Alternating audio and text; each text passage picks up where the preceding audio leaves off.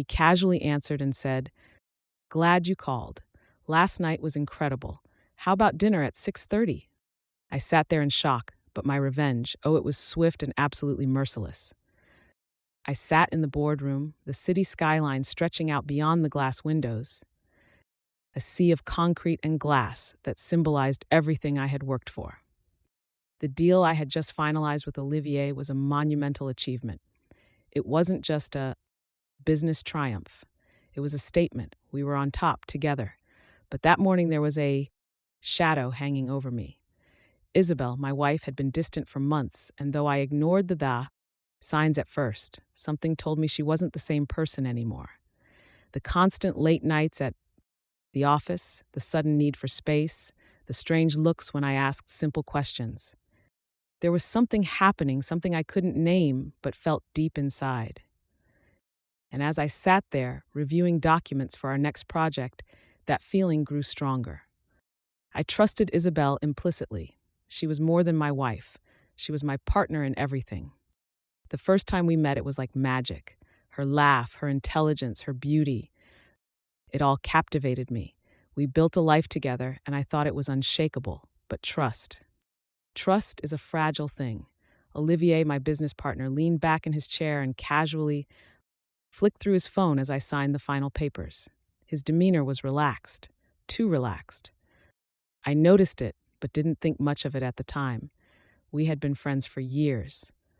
What could go wrong? Then my world broke into 1,000 pieces. Olivier's phone buzzed loudly across the polished glass table, breaking the rhythm of our conversation. He picked it up without a second thought, his face lighting up as he saw the caller ID. "Isabel," he said, almost as if he were welcoming an old friend. "Hey, glad you called. Last night was incredible. How about dinner at 6:30? I'll make the reservation at that place you like." I froze. The words barely registered in my brain at first, but when they did, it felt like the ground beneath me cracked wide open. My wife, Isabel, the woman I trusted, the woman I loved, having dinner with, my business partner, and the tone in Olivier's voice, familiar, intimate, casual, sent a wave of nausea through me. I looked at Olivier, but he didn't seem to notice my shock. He was too comfortable, too nonchalant, as if this was just another ordinary conversation. Last night was incredible. He had just said it, and Isabel had heard it. I knew it was true. They were involved. Betrayal was no longer just a possibility. It was the bitter, sharp reality that had just torn through my life. I sat in stunned silence, my mind racing, trying to put the pieces together. Olivier was my best friend. Isabel was my wife. They were supposed to be the people I could count on, but they had betrayed me in the most fundamental way. Olivier finished his call and set the phone down with a lazy grin on his face. "I've got to say," he said, looking at me. "I never thought things would end up this way, but you were always so focused on the work." Isabel needed someone who could keep up, I guess. My heart dropped into my stomach. He wasn't even sorry. No guilt, no remorse, just a casual admission of the affair, as if it were nothing more than a business transaction. I stood up, my body trembling with rage and disbelief. The man I considered a brother was now the man sleeping with my wife. And Isabel, my wife, had been planning dinners, arranging meetings, carrying on behind my back. I couldn't comprehend how they could do this to me, to us. "What the hell is wrong with you?" I finally managed to choke out, my voice barely above a whisper. Olivier shrugged, unfazed. "Look, man, I didn't mean for things to get complicated, but we've both been in this for a while now. Isabel? Well, you know how she is. She's always been the type to go for what she wants." Every word he said stung like a knife. My trust had been shattered, and the silence between us was thick with the weight of his words. I wanted to lash out, I wanted to scream, but I knew this wasn't the time. This wasn't the way I would take back control of my life. I had always been the kind of person who thought ahead, who made calculated moves. This wouldn't be any different. They were going to feel every ounce of betrayal they had caused me. I reached into my pocket and pulled out my phone. But instead of calling Isabel or confronting her right then and there, I dialed a number I hadn't used in years, my lawyer's. Danielle, I said, my voice tight. I need a divorce. I'm done. My lawyer's voice was calm, almost relieved. Of course, Alexandra will start the process right away. That was the moment I knew, the moment I had decided. My life was no longer just about Isabel and Olivier. It was about me, and they would regret ever crossing me. 2 days later, Isabel was at home when I returned. Her eyes widened when she saw me standing at the door, my face unreadable. She tried to smile, but I could see the hesitation in her eyes. Alexandra, you're home early, she said, her voice too high, too forced. I didn't answer her immediately. I walked in, my steps slow, deliberate. Isabel, I said, finally breaking the silence. We need to talk. She looked confused for a moment. Then something shifted. She knew what I had found out. I leaned against the wall, my posture cold, unwavering. I know about you and Olivier. Her face went pale, and she took a step back. What? What are you talking about? I didn't let her get away with the lie. I heard everything. The phone call last night, dinner at 6:30. My voice was steady, cutting through the room like a blade. How long has this been going on? She opened her mouth to speak, but the words were tangled. She was caught. I watched her crumble in front of me. The woman I had loved, the woman I had trusted, was no longer the person standing before me. And as much as it now pained me, I knew I had to let go. I'm divorcing you, I said simply, and I'm taking everything. The silence that followed was deafening. Isabel stood frozen, her hands shaking, unable to speak. I turned and walked away, leaving her behind, but not without purpose. The next few months passed in a blur. I threw myself into the divorce process, meticulously planning every move. It wasn't just about taking away Isabel's luxury and comforts. It was about making them both pay for what they had done, but I didn't want to just hurt them. I wanted them to feel the full weight of their actions. I used every connection, every resource to bring their world crashing down. And when the moment came, when I made my final move, it wasn't just personal. It was calculated, precise, and perfect. The divorce proceedings dragged on for months. Isabel fought me every step of the way, trying to maintain her grip on it, the lifestyle I had built for us. But she didn't realize how much power I held. The financial resources, the legal strategy, the connections, I had them all in place. Every time she attempted to argue, I was one step ahead. Olivier tried to intervene once, but I made it clear that he was in no position to help her. Through it all, I couldn't help but think back to the days when we were happy, when Isabel and I would walk through the park, hand in hand, laughing and talking about our future. It hurt to know that those moments were now tainted, that the woman I had built a life with had destroyed everything for a fleeting affair. And the worst part? She thought she could get away with it. But I had learned the hard way that when betrayal runs this deep, there is no room for sentimentality.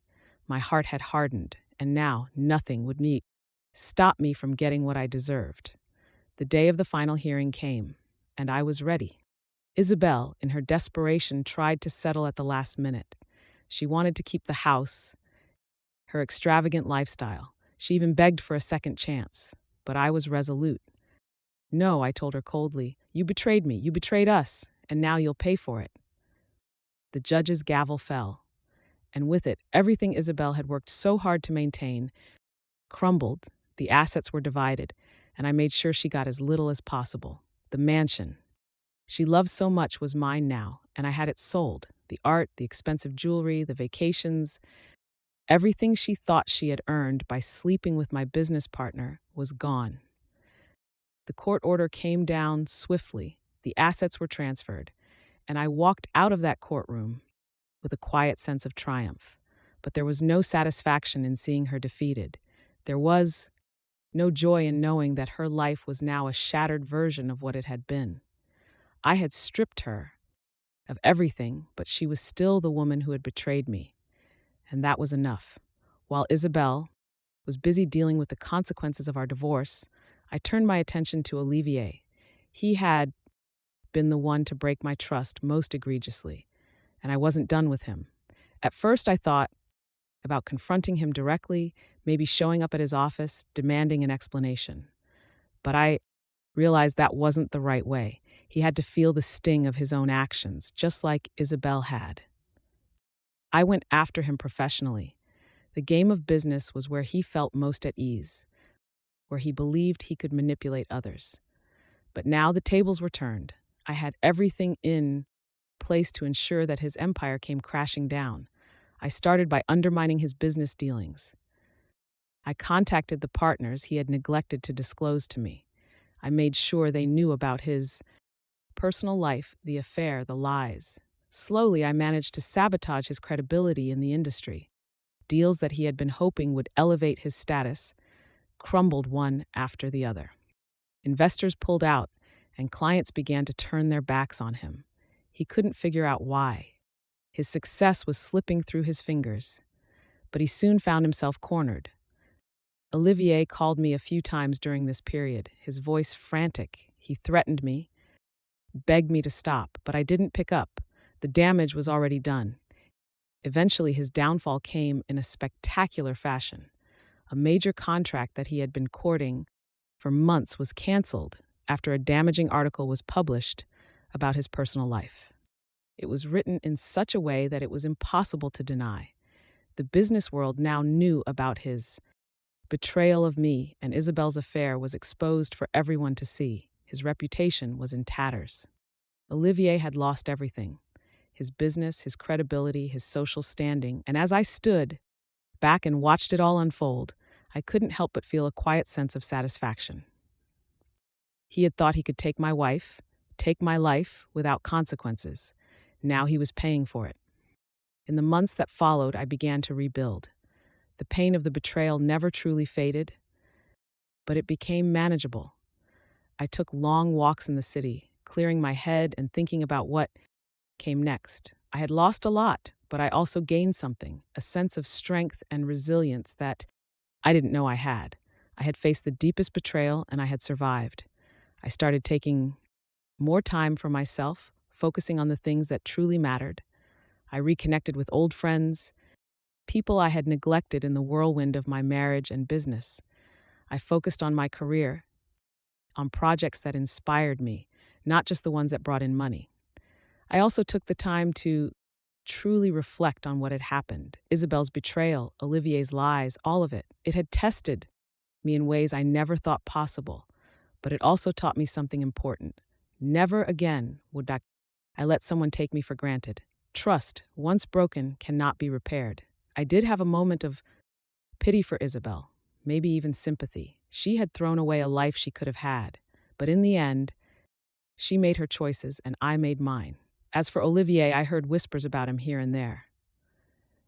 How he was still trying to rebuild his reputation, still trying to salvage the business he had so recklessly destroyed. But I knew something he didn't.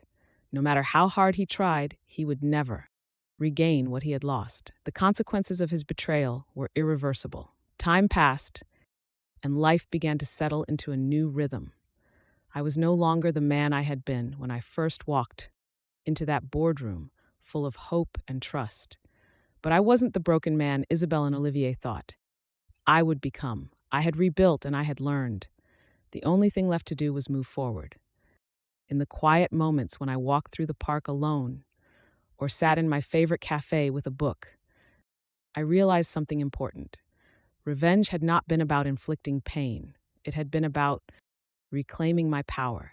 It had been about taking back my life. Isabel and Olivier were part of my past. Now, a chapter I had closed. And as I looked toward the future, I knew I was free. The thought that lingered in my mind was a quote I had come across one day. The greatest revenge is living well, and in that I had found peace. Thank you for being part of this journey with me. If this story moved you, give it a thumbs up and consider subscribing to Lauren's Story. I've noticed that over 80% of you watch these stories, but aren't subscribed yet. One simple click helps bring you more powerful tales just like this. By subscribing, you're not just following a channel, you're joining a community that values deep, meaningful storytelling. Let's continue exploring these heartfelt journeys together. Don't forget to hit the notification bell so you never miss our next gripping story. And if this story resonated with you, share it with someone who needs to hear it. Your support means the world, and together we keep these stories alive.